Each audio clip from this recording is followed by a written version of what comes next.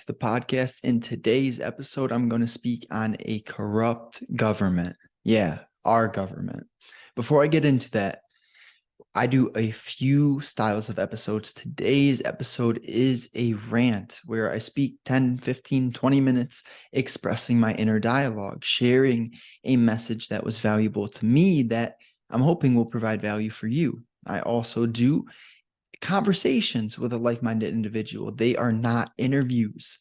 I ask a few questions, but they're conversations. I'm just getting to know another individual, and we're looking to share what's helped us with you. And third, once I get some questions, you could email these questions into askjustin@myyahoo.com. And as long as they're good, quality questions, the shit ones will be ignored. The good questions will be addressed via threads, podcast episodes, and videos. So let's get into it. A corrupt government. My first point really comes down to a few obvious things. Number one is processed food. So if our government wanted you, the individual, to be healthy, they would be providing the stores with high quality food, not this fake factory made bullshit. So when I say high quality food, let's make it real clear and simple. I'm talking food that is simple in its ingredients, like Whole Foods, 1 ingredient, 2 ingredients, no more than 5 ingredients. Okay, and for anyone who wants to bust my ass, let's say you make chicken soup. That is fine because you're using Whole Foods. If you have not the right thing. My mom makes chicken soup, so I'm not going to go into all the ingredients, but let's test myself. There's that soup bouillon, there's the chicken, there is like parsley, there's carrots. My point is, all those are very simple ingredients. The bouillon is probably less than 5 ingredients, and that is like a broth type of thing. Chicken, simple. Carrots, simple. Parsley, simple. Okay? So if you're eating something like a fucking granola bar and it has 20 to 30 to 40 ingredients on it, oh my gosh, that is number one, it is fogging your mind up because the ingredients in there are not meant to be digested by a human. They're not meant to be digested by anything, any animal. They're fake. They're factory made foods that did not exist 50 years ago. Like, we've created more food in the past 50 years than in the past 2000 years. And it's not because we're all innovative. It's because our government wants humans to be easily controlled and manipulated. And weak, soft, addicted humans are easily manipulated. See, things like GMOs, added sugars, preservatives, and artificial flavorings. All of this stuff is fake, fake, fake. And so let's zoom out a little bit. We live in this world. There's an ocean, there's sun, there's volcanoes, there's water. Yeah, an ocean. There is nature on our planet. There's animals. We grow vegetables and fruits. That's natural stuff. We're talking it was here before we were here, or it's at least natural. Then we can get into other areas like technology. We created that. GMOs, genetically modified foods. We created that. So humans are definitely intelligent in the terms of technology is a great tool. Like, I am so grateful that we have engineers and brilliant people, individuals learning how to build technology and innovate.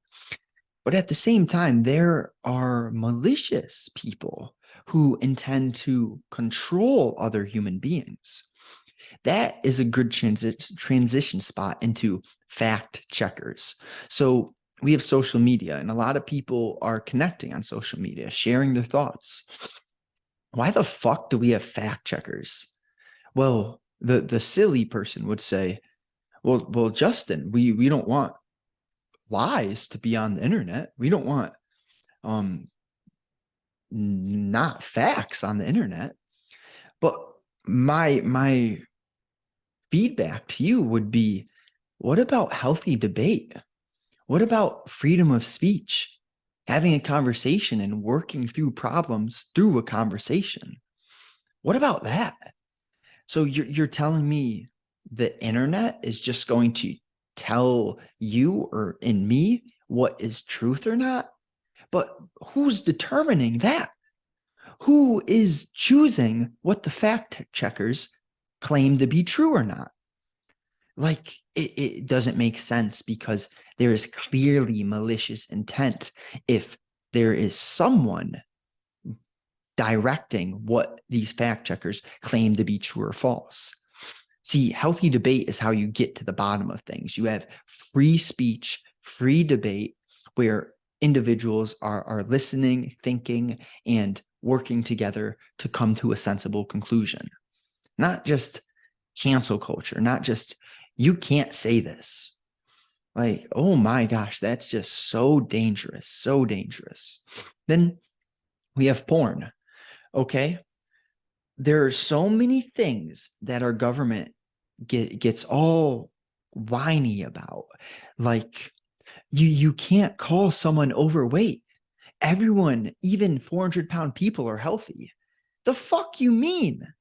But then you're going to have young males, young children think that it's okay to have their fucking dick cut off before the age of what, 14, 16? That doesn't make sense. And tangent, we'll get back on track. So the porn, what porn does is it weakens family values. It weakens men. Men, or a man's whole reason biologically, is to reproduce, to find a high quality mate. What does porn do? It gives you an illusion. It gives you this complacent feeling that you have a high quality mate. Really, your mate is your fucking right hand. That's not a beautiful woman, but you're brainwashing yourself into thinking that you're all good. You're First of all, sperm is important to your body. It has a lot of nutrients in it. And when you are consistently ejaculating, those nutrients are leaving your body. Second, your dopamine circuitry. When you have cheap dopamine that comes from just effortlessly whacking off, that is subtracting from your, see, dopamine is the molecule of pursuit. So when you get cheap dopamine, you are destroying your ability to pursue anything meaningful and challenging. You get me? I hope that makes sense. And along with those biological issues, it weakens family values. It dehumanizes women. It makes men just weak pussies. And that's what our government wants, because when you're weak, you're easily manipulated. Okay? So let's get into the fact that Netflix, these social, I don't know what to call them, these mainstream companies, they push promiscuity so much. And this goes back to the transgender point of some kid. How is he intelligent enough to have his dick cut off before he's 16? Like, here's the point that I wanted to riff on is, you can't drink alcohol until you're 18 or 21, but you can have your penis sawed off before that. What are we doing? Seriously, where is the logic there? There's no logic there. None, except for the fact that our government is corrupt and they want humans to be confused and lost and aimless, because that creates easily manipulated human beings. Okay? Do you get the recurring theme? I hope this is making sense. Now, with the pushing of the promiscuity, once again, that is attacking family values. It is encouraging casual sex. Casual sex creates lost and aimless humans. And when we have lost and aimless humans, it is not a good thing. See, right now, what I would say we're living through is a meaning crisis. The meaning crisis is a sort of spiritual warfare being created by the governments, by the new world order, one that they have this goal of having a one government and simply manipulating all of the pawns under them. And I wouldn't worry too much about this because they are not going to win. We will win. But I want to spread awareness on the topic, on the fact that there is a true corrupt reality of our world. And the way to beat that corruption is you upgrading yourself, working on yourself, becoming a good, confident, strong person, becoming financially free, educating yourself consistently, and having meaning, having passion in your life, and believing in something bigger than yourself. The fact that we are here, it's not a coincidence. There's like a 1 in 400 trillion chance that you were actually born in this time. So for you to be alive, listening to this right now, it's not a coincidence. It is not a coincidence. And so let's get into the debt cycle. See, this is interesting. Mike Tyson, he went bankrupt when he was mid-50s, So here's this boxer, world famous boxer, makes millions, amazing boxer. No one taught this man how to manage his money. And you see this happen over and over, time and time again. NFL athletes, NBA athletes, they have millions, 50, 100, 200 mil, and they lose it all. You know why? No one taught these guys financial literacy. Why? Well, let's get into this. College is so expensive. Why is it so expensive? Well, they're providing value. There's a lot going into these systems. I don't have a problem with college being expensive. You know where the problem comes in is Mike Tyson, he made his millions. He went bankrupt, filed for bankruptcy. All of his debts cleared. That's awesome. That's good for him. What is the only debt that is not forgivable? Oh, coincidence. It's student loans. How weird. So you could have any sort of debt on our planet and you can go bankrupt and have that debt erased, except for student loans. What?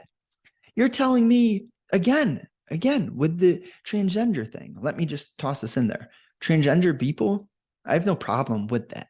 I think it's okay.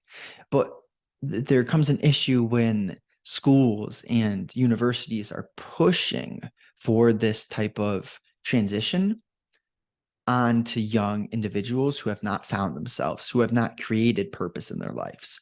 Like, that's where my issue comes in. If you're not forcing it upon me, I have no issue with it. Gay, lesbian, whatever you are, as long as you're a happy human being working to grow, to improve, to be positive, I'm all for you. All for you. So I just wanted to get that out there because I have a problem with the government. I have a problem with the narratives, not the people themselves who have been victimized and manipulated. I wanted to make that clear. But this debt cycle, interesting. Once again, it's the young people who are being taken advantage of. See, these college individuals, they're 18, 17 when they make this choice to go 100, 200K in debt. And then you're telling me you can't forgive that debt, but they're 18 and 17. Meanwhile, Mike Tyson is 56, made millions, and he can get his bankruptcy cleared. Where is the logic there? And I think it's good that Mike Tyson got it cleared. My point is, student debt should be forgivable. What the fuck? It should be forgivable. And here's my big riff. Schools don't teach you this financial literacy. They don't teach you about your health, and they don't teach you about psychology. And then to make it even worse, the school systems, I get it. You need structure, but you have to raise your hand to use the bathroom. You have to raise your hand to speak. I get it. You need a little structure.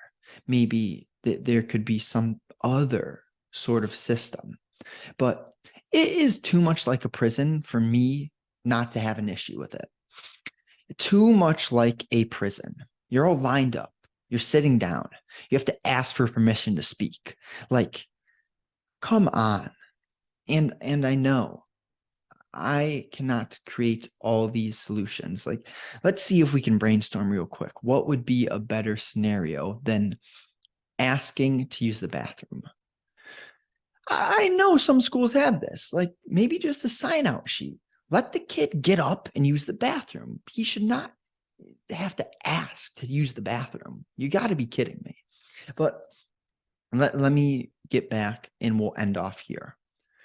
Schools don't teach you about financial literacy for a reason. It's not a coincidence. Student debt is not forgivable for a reason. It's not a coincidence. They want you in debt. Why do they want you in debt?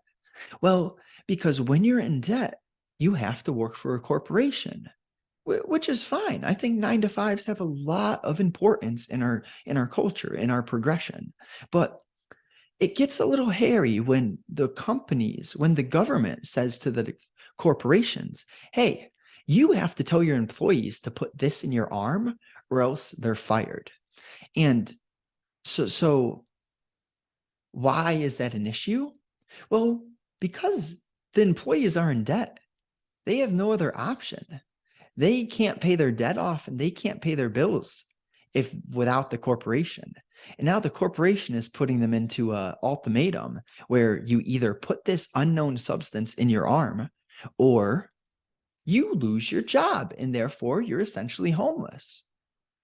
Like, good Lord, the slippery slope, it is so obvious to me, and I know it's obvious to a lot of you.